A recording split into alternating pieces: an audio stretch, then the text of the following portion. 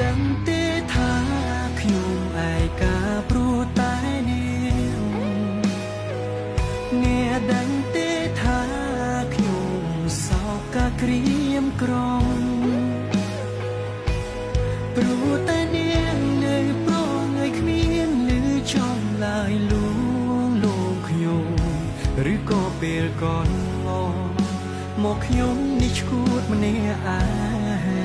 ងមានដឹងទេថាខ្ញុំសោកកាពេលគ្មាននាងមានដឹងទេថាបែរដងខ្ញុំត្រូវការនាងបើសិនខ្ញុំជាមនុស្សរំខានសូមជួយតបសារបញ្ជា